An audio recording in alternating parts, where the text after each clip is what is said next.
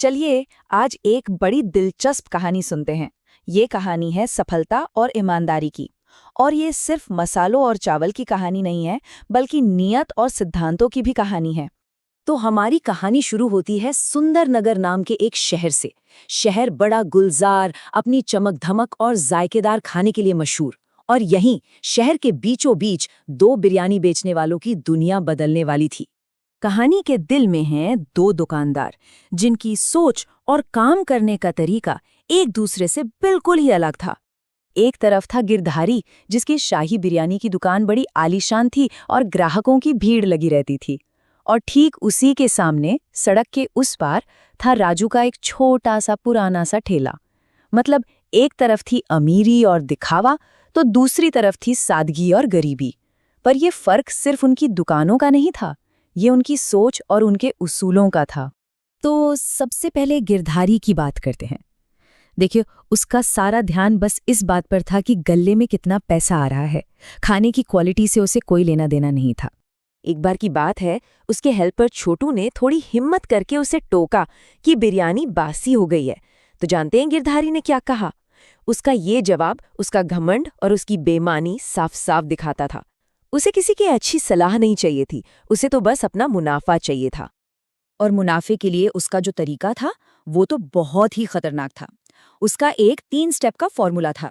पहला, कल की बची खुची बदबूदार बिरयानी उठाओ।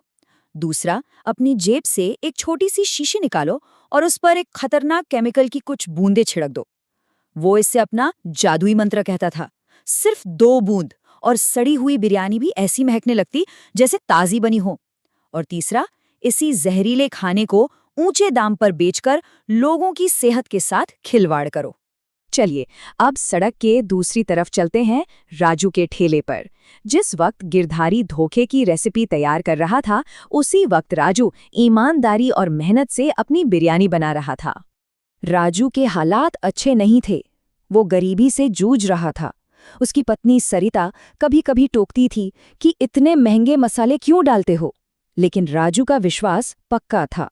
वो हमेशा कहता था कि चंद पैसों के लालच में वो लोगों को मिलावटी खाना बिल्कुल नहीं खिला सकता। ये शब्द बस शब्द नहीं थे, ये उसकी पहचान थी। राजू के ये 4 सिद्धांत ही उसकी असली दौलत थे। उसका मानना था कि खाना सिर्फ पेट भरने के लिए नहीं होता, वो तो आत्मा को सुकून देने का एक जरिया है। उसकी बिरयानी से असली केसर और घी की एक हल्की धीमी धीमी खुशबू आती थी। गिरधारी की केमिकल वाली तेज महक के आगे वो शायद फीकी लगती होगी, पर राजू ने अपना रास्ता कभी नहीं छोड़ा। और फिर कहानी में एक ऐसा मोड़ आया जिसने सब कुछ बदल दिया।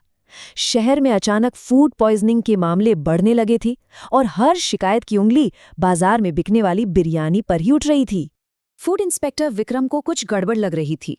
उन्होंने नोटिस किया कि जब भी वो जांच करने आते, दुकानें पहले से ही एकदम साफ सुथरी मिलती। उन्हें शक हुआ कि कोई अंदर से ही खबर लीक कर देता है। तो इस बार उन्होंने एक अलग ही प्लान बनाया। अपनी वर्दी उतारी, फटे पुराने कपड़े पहने और एक लाचार भिखारी का रूप लेकर बाजार पहुंच गए। इस बार उनका मिशन सिर्फ खाने का स्वाद चखना नहीं था, बल्कि इंसानियत को भी परखना था। सबसे पहले वो भिखारी बनकर गिरधारी की दुकान पर पहुंचे और 1 प्लेट बिरयानी मांगी। गिरधारी ने उन्हें ऊपर से नीचे तक घिनौनी नजरों से देखा और डांट कर भगा दिया। और तो और अपने नौकर से कहा, अरे कुत्तों के लिए रखी बासी खुरचन दे दे इसे। और फिर वो पहुंचे राजू के ठेले पर। और वहां जो हुआ वो बिल्कुल उल्टा था। राजू ने उन्हें बड़े प्यार से बैठाया, पीने के लिए ठंडा पानी और गुड़ दिया और बिना एक भी पैसा लिए गर्मा गर्म ताजी बिरयानी की प्लेट सामने रख दी। दोनों के बर्ताव में जमीन आसमान का फर्क था। और अब वो वक्त आ गया था जब दोनों दुकानदारों को अपनी अपनी बिरयानी की असली कीमत चुकानी थी। एक को अपनी बेईमानी की और दूसरे को अपनी ईमानदारी की। राजू के यहाँ से खाना खाकर विक्रम अपनी जगह से खड़े हुए। अब उनकी आवाज और अंदाज दोनों बदल चुके थे। उन्होंने राजू को अपनी असली पहचान बताई और फिर तेजी से गिरधारी की दुकान की तरफ बढ़े। गिरधारी उस वक्त बड़े मजे से नोट गिन रहा था, लेकिन अपने सामने अफसर को देखकर उसके तो होश ही उड़ गए। और तब विक्रम ने वो राज खोला जिसे सुनकर पूरा बाजार सन रह गया। तो नतीजा बिल्कुल साफ था। गिरधारी को लोगों की जान से खिलवाड़ करने के जुर्म में गिरफ्तार कर लिया गया और उसकी बड़ी सी शानदार दुकान पर ताला लग गया। दूसरी तरफ इंस्पेक्टर विक्रम ने पूरे बाजार के सामने राजू की ईमानदारी की तारीफ की, उसकी मिसाल दी। उस दिन के बाद राजू के छोटे से ठेले पर लोगों की ऐसी भीड़ जुटी कि पैर रखने की जगह कम पड़ गई। गिरधारी को मिली जेल और राजू को मिला सम्मान और सच्ची सफलता। तो आखिर में सवाल यही उठता है कि सफलता की असली खुशबू असल में आती कहाँ से है? क्या वो किसी केमिकल की तेज नकली महक है जो कुछ ही देर में हवा हो जाती है, या फिर वो ईमानदारी और मेहनत की वो धीमी भीनी भीनी सुगंध है जो हमेशा के लिए लोगों के दिलों में बस जाती है? इस पर एक बार सोचिएगा जरूर।